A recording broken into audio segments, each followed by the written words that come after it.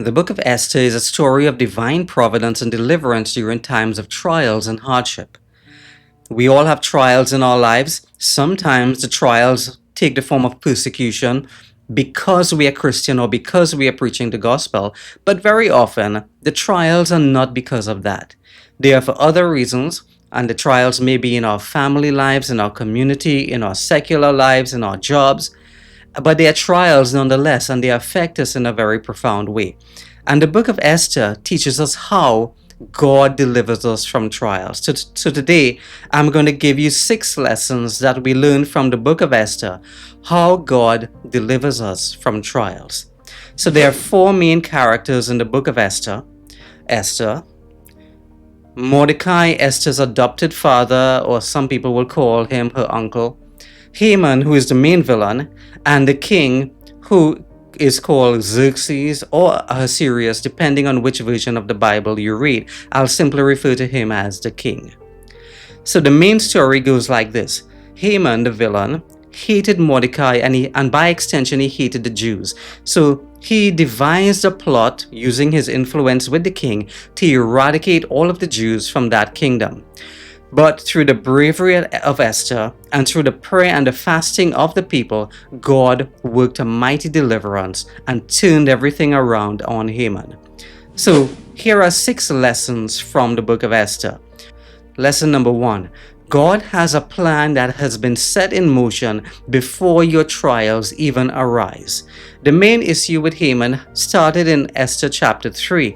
But before that, before Haman came to the fore, God had already set the wheels turning to promote Esther to a position of influence in order to avert the crisis.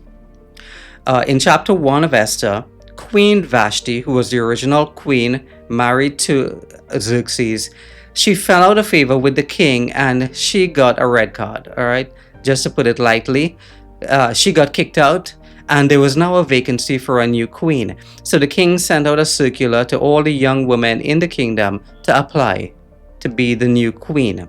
So you might have heard the story of Esther before, and when we hear it in Sunday school, it comes across like there was a beauty pageant and Esther won.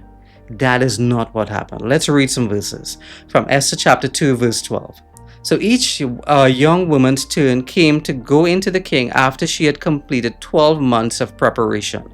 In the evening, she went to the king, and in the morning she returned to the second house of the woman, to the custody of Shazgaz, the king's eunuch who kept the concubines. So notice that this is not a beauty pageant, okay? So it's not like the winner gets crowned Miss Universe and all the losers go back to their country and become spokeswomen for women's rights. Okay, that's not what was happening here. So the winner became queen and everybody else became concubines. Okay, let's not be naive. This was not a beauty pageant. Now, when the turn came for Esther to go to the king loved Esther more than all the other women, and she obtained grace and favor in his sight more than all the other virgins, and he set the royal crown upon her head and made her queen instead of Vashti. So God showed her favor even though she was living in deplorable conditions. This is what we would call slavery today. Right? Those were the conditions in which they were living, very oppressive times. Yet in the midst of all of that, God showed her favor and put her in a position where she could help. But there was something else that God needed to set in place before Haman came to the fore. And in those days, while Mordecai sat within the king's gate, 2 of the king's eunuchs, Bigthan and Teresh, doorkeepers, became furious and sought to lay hands on the king. So the matter became known to Mordecai, who told the queen Esther, and Esther informed the king in Mordecai's name. And when an inquiry was made into the matter, it was confirmed, and they were both hanged on the gallows, and it was written in the book of the Chronicles of the king. Okay, so Mordecai was not rewarded for this, but this was a deed that would later become significant. Even though he wasn't rewarded immediately, it was recorded in the book of the Chronicles. So those 2 things God had set in place before the trials came. So it appeared as though everything was going well. But then, lesson number 2. Troubles come when it seems like all is well. When you think the blessings are flowing and everything is going good, that is when trouble comes.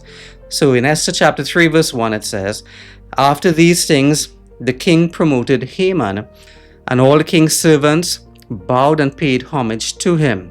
But Mordecai would not bow. And when Haman saw that Mordecai did not bow or pay homage, Haman was filled with wrath, but he disdained to lay hands on Mordecai alone. Instead, he sought to destroy all the Jews. And Haman said to the king, 'There's a certain people scattered and dispersed among all the people in the provinces of the kingdom. Their laws are different. They do not keep your laws. Therefore, it is not fitting to keep them alive. If it pleases the king, let a decree be written that they be destroyed.' So the king took his signet ring from his hand and gave it to Haman, the enemy of the Jews." So that was Haman's plan to destroy the Jews, not just Mordecai, but all the Jews. Lesson number 3. God's plan of deliverance involves various participants and various methods. Esther chapter 4 verse 1. When Mordecai learned all that had happened, he tore his clothes, put on sackcloth and ashes, and went into the midst of the city and cried out with a loud and bitter cry. Desperate prayer is one of the methods that God uses to deliver his people. Throughout the book of Psalms, the psalmist would say, "I cried unto the Lord, and he heard me out of his holy hill." Crying out to God from a point of desperation is one of the most powerful prayers we could pray. And Mordecai said to Esther, "Do not think in your heart that you will escape the king's palace any more than the other Jews. For if you remain completely silent at this time, relief and deliverance will arise from another place, but you and your father's house will perish. Yet who knows whether you have come into the kingdom for such a time as this?" So he was now appealing to Esther to use her position of influence to help out the situation. So Esther said to Mordecai, "Go and gather all the Jews who are present in Shushan and fast for me." So group prayer and fast is another method that God uses.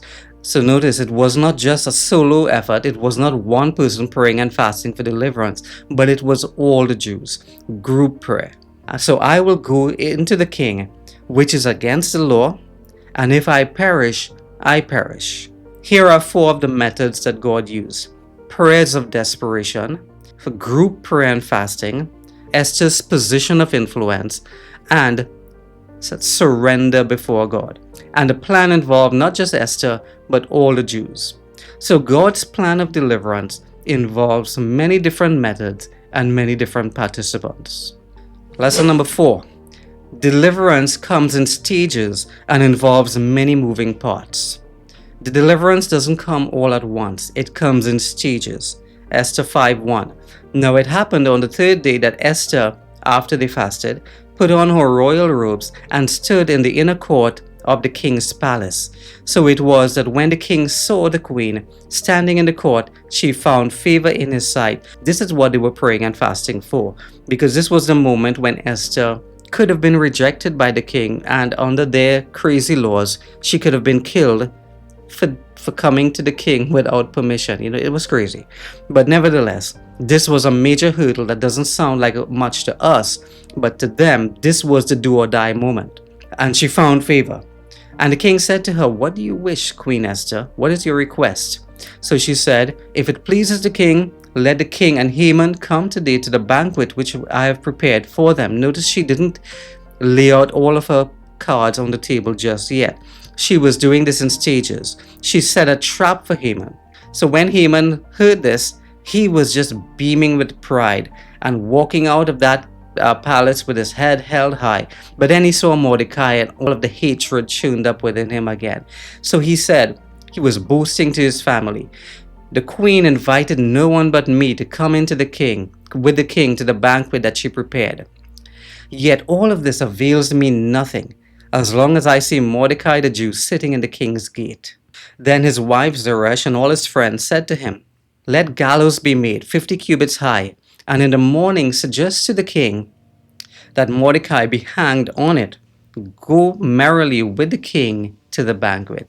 So even when Esther was making her plans, Haman was making his plans as well.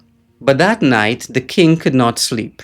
So one was commanded to bring the book of the records of the Chronicles and they were read before the king. And it was found written that Mordecai had saved the king's life. And the king said, "What honor or dignity has been bestowed upon Mordecai for this?" And they said, "Nothing." So now Mordecai's good deed is coming up before the king. And then at the same time, Haman showed up, about to ask the king to hang Mordecai on the gallows that he prepared. So the king asked him, "What shall be done for the man whom the king delights to honor?" Speaking of Mordecai, but Haman, of course, thought he was talking about him. So he answered to the king, "For the man whom the king delights to honor, if I may be so bold, let a royal robe be brought, which the king has worn, and a horse on which the king has ridden. Then parade him on horseback through the city square, and proclaim him, 'This is the man whom the king delights to honor.'" Then the king said to Haman, "Okay, just as you said, go and do all of that for Mordecai." And if Haman was a cartoon character, his jaw would have just dropped at that point onto the floor, right? His countenance must have changed at that point, but he couldn't say anything. He had to do what the king said. So Haman took the robe and the horse, arrayed Mordecai, and led him on horseback throughout the city square, and proclaimed before him, "Thus shall it be done to the man whom the king delights to honor." So after he did that, Haman went back to his family crying, and he didn't even get a chance to grieve properly. One of the king's attendants showed up at his house and said, "It is time to get ready for your banquet before the queen." So the king and Haman went to dine with Queen Esther. And on the second day of the banquet, the king said to Esther, "What is your petition, Queen Esther? It shall be granted to you." And the queen says, "Well, if I have found favor in your sight, O king, and if it pleases the king, let my life be given me at this petition, and my people at my request. For we have been sold, my people and I, to be destroyed, to be killed, and to be annihilated. Oh dear." And the king said, "What? Who? Who is this person who would do such a thing?" And Esther says, "The adversary and enemy is this wicked Haman." So Haman was terrified before the king and queen, and the king arose in his wrath from the banquet and stormed out. And Haman stood before the queen, pleading for his life, for he saw the evil that was determined against him. When the king returned from the palace to the place of the banquet, Haman had fallen across the couch where Esther was, and the king said, "Will he also assault the queen while I'm in this house?" And as the word left the king's mouth, they covered Haman's face. So they hanged Haman on the gallows that he prepared for Mordecai. And thus Esther executed her plan. Now, what I also find interesting there was a point in that story where Esther could have said, King, Haman is a bad guy, but he wasn't assaulting me, right? He's a bad guy, but he's not a rapist. He wasn't trying to assault me. He was begging for his life. Esther could have said that, but she decided, nope, zip it. This is not a time to talk. This is not a time to show mercy to my enemies. God has delivered my enemies into my hands. This is not the time to show mercy. And I know a lot of people will say, "Oh no, that's just the Old Testament." The Bible says there is a time to keep silence and there is a time to speak. And Esther figured this would be a good time to keep silent. Zip it. There is a time to love and a time to hate, a time of war and a time of peace. And Esther figured this is a time of war. This guy is trying to kill all of my people. I need him dead. Right? And even if the king misunderstands, so be it. Lesson number 5. Just because you got a victory, that is not the end. The battle is not over. Keep fighting. Now Esther 8:3, Esther spoke to the king, fell down at his feet and implored him with tears. Wait, what? Why are you in tears? You should be celebrating. But Esther realized that the battle wasn't over. She implored him with tears to counteract the evil of Haman and the scheme which he had devised against the Jews, because even though Haman was dead, his plan was still in motion. There were a lot of people who received those letters to execute the Jews. So Esther said, "Let it be written to revoke the letters devised by Haman, So the king wrote new letters, and by these letters, the king permitted the Jews who were in every city to gather together to protect their lives, to destroy, kill, and annihilate all the forces of any people who would assault them. Just because you got a victory or you see an answered prayer, do not let up the fight. The battle is not over because the deliverance comes in stages. Maintain your intensity. Keep on praying and fasting. Keep on crying out to God. Maintain that spiritual intensity. The time for celebration is not yet. There is a scene in the movie The Magnificent Seven, not the remake with Denzel Washington, that was a complete waste of time. I'm talking about the original classic Western, Magnificent Seven. There's a scene where one of the good guys went into a room where three bad guys were holding innocent people hostage. And as he walked into the room with some very skillful gun work, he shot the three bad guys dead. And he was like, yeah, celebrating. And then, and he died. That was not the time to celebrate. That was the time to keep on fighting. And lesson number 6, when the victory is complete, then you celebrate, then you give thanks, and you always give thanks in remembrance for what God has given to you. But the Jews who were at Shushan assembled together and made it a day of feasting and gladness.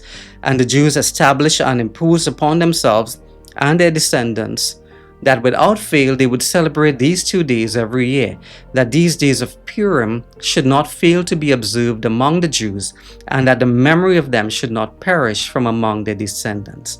Always give thanks for the past blessings and victories and deliverances of God. So these are 6 lessons that we could learn about trials and deliverance from the book of Esther.